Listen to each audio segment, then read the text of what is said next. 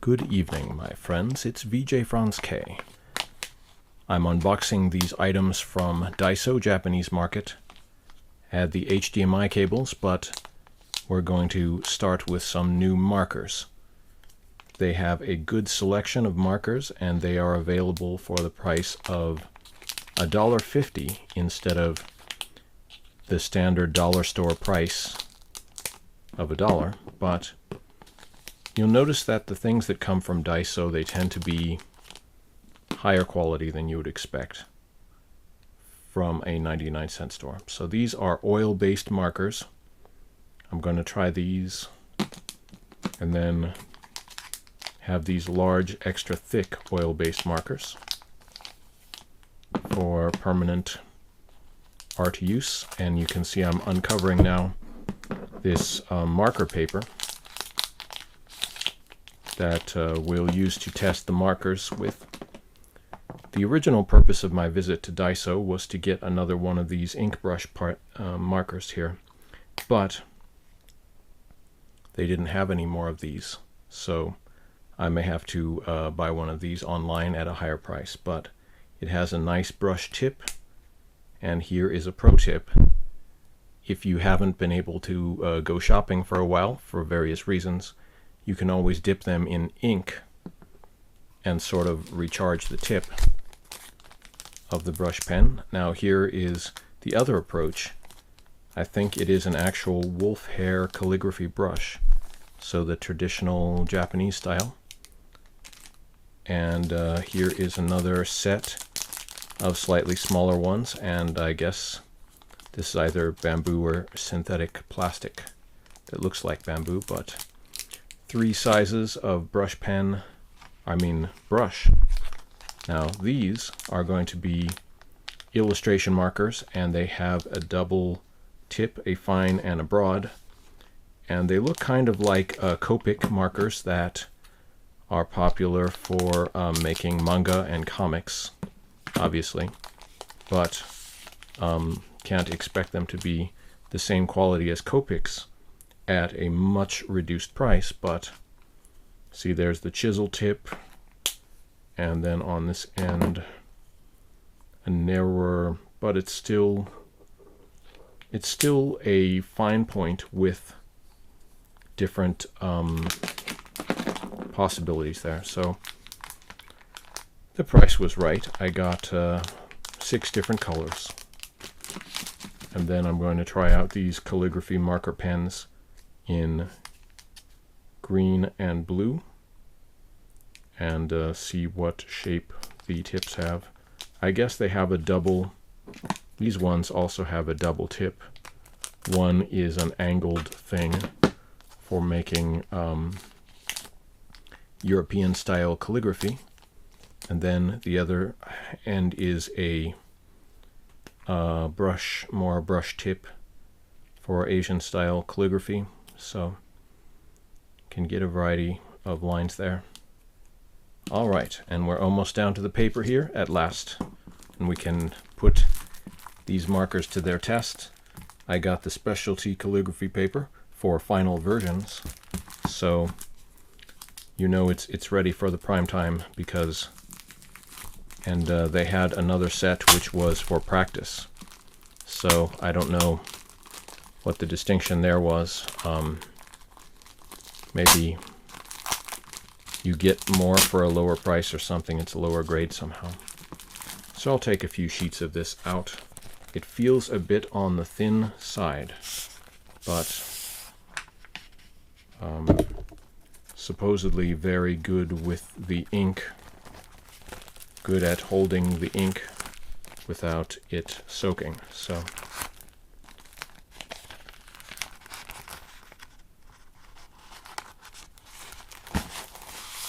here.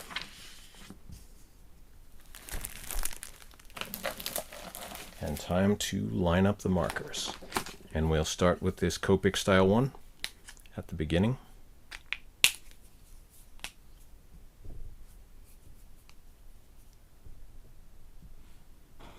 Wow, that is really soaking the paper. But these markers are probably designed not for this kind of paper. Oh, it's completely soaking through 3 layers like that.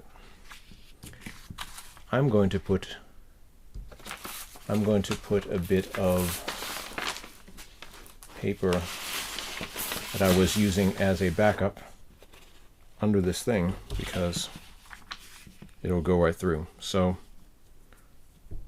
this is probably an unintended combination here, but try it on the yellow cardstock here. Getting more.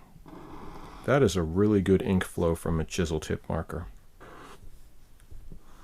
And it may not continue that way if I keep using it like that, but let's see, we'll try the variable tip at the other end. Wow, this paper just soaks up the ink like a magnet. And this more standard paper, I can get more of a variation here, but it is a variable shape tip, but it's definitely not a brush. So you can get a few different lines out of it, but good purchase here. All right, let's move on to this green dual brush tip marker. So here again,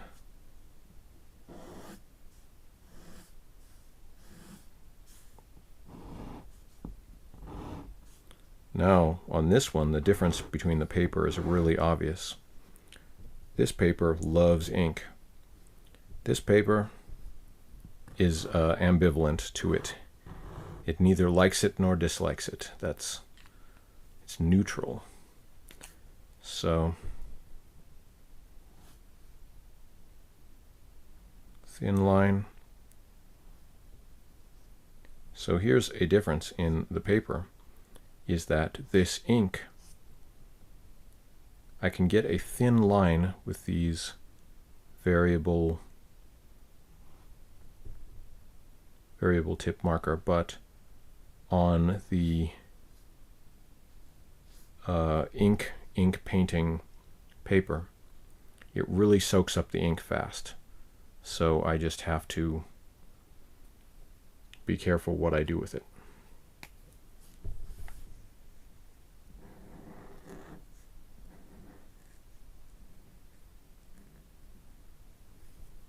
Both of these are pretty good, even though they're not my ideal type of brush marker, which has very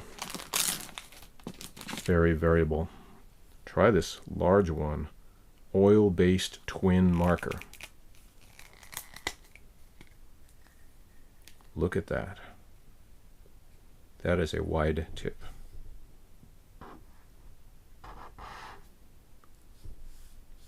Pretty thick. Look at that.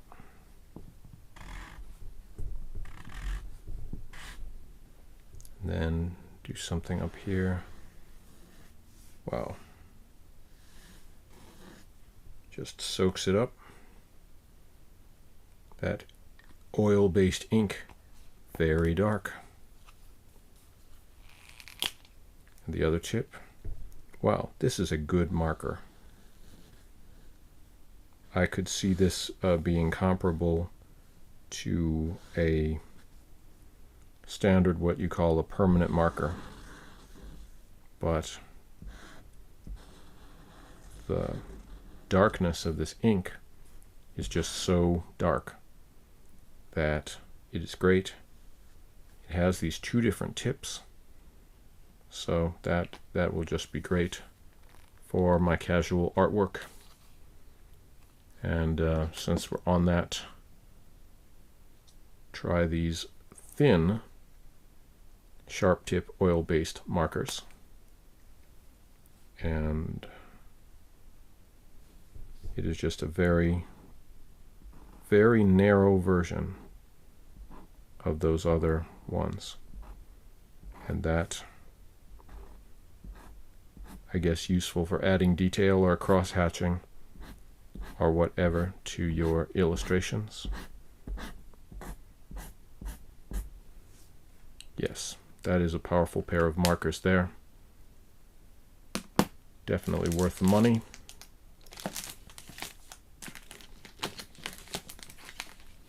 I guess we've gone through all of our markers here, but I will try some of the other colors. I'll try the pink here.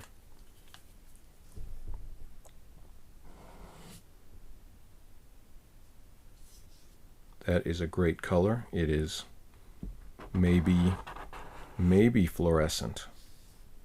How pink it actually is. So you're ready to color your kawaii anime scenes with lots of pink candy colors, something like that.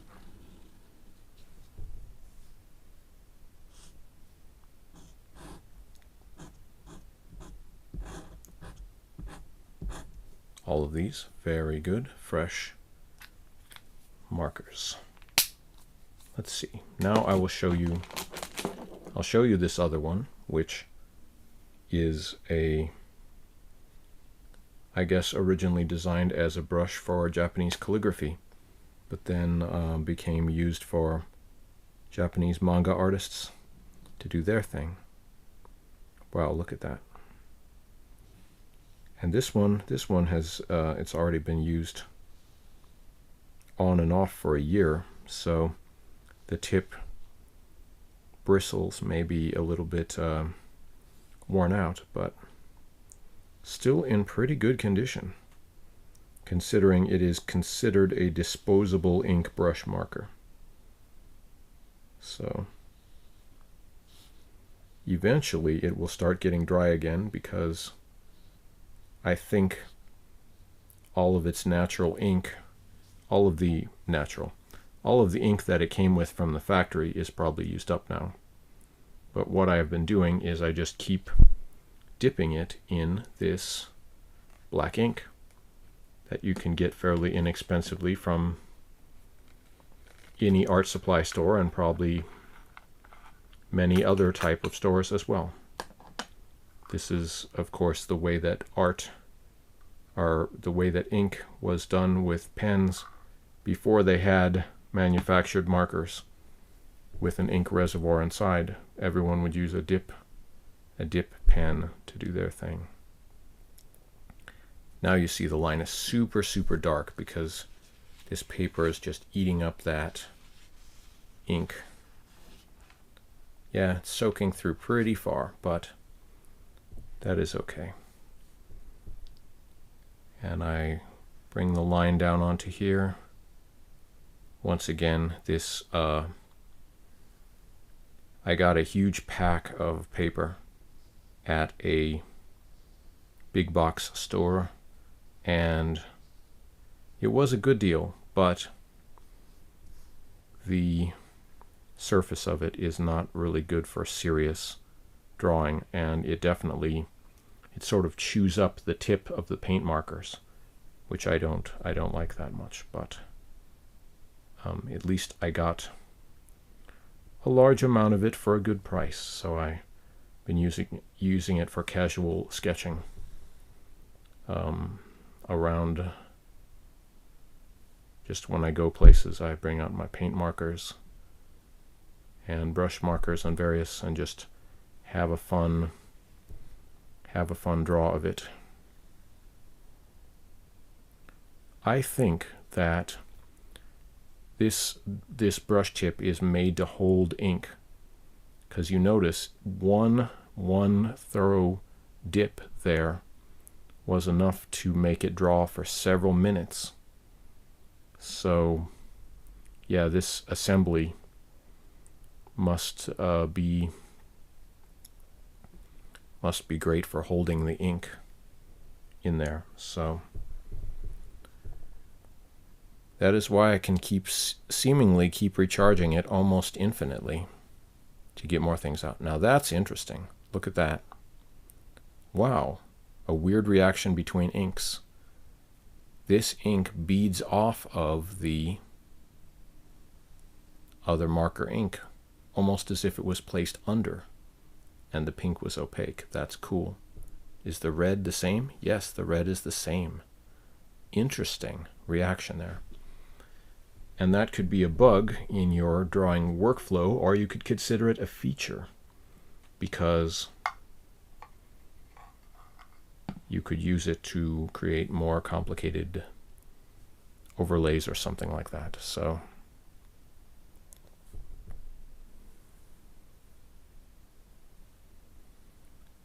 as you've seen in my previous videos, I just love brush markers. They are so... once you learn how to tame them, they have so much personality. This is finally getting dry again. So dip it in the ink here, and just, you've got to be super careful when you have a jar of ink open there, because we're used to our markers being so self-contained that nothing we do really means much. But if you spill a thing of ink all over, that will be the hardest stain.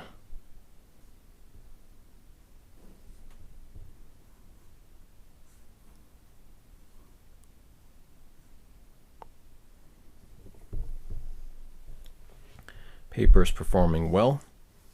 I guess it has a sort of manufactured rice paper feel to it or something. Obviously I'm used to Western paper more, but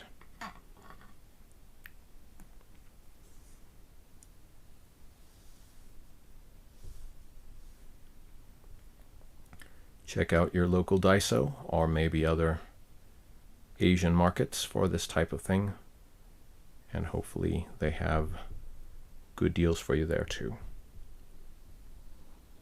But this is looking good, and this type of marker, depending on the brand and other things like that, you may pay from a few dollars to, you might have to pay up to $10 for one marker, depending on just how fancy it is and such. But it pays to try a few different ones, because while expensive markers will tend to be better than cheap ones, you don't know for sure that it will be. And of course, the wise person knows that better for what purpose, better for whose hand.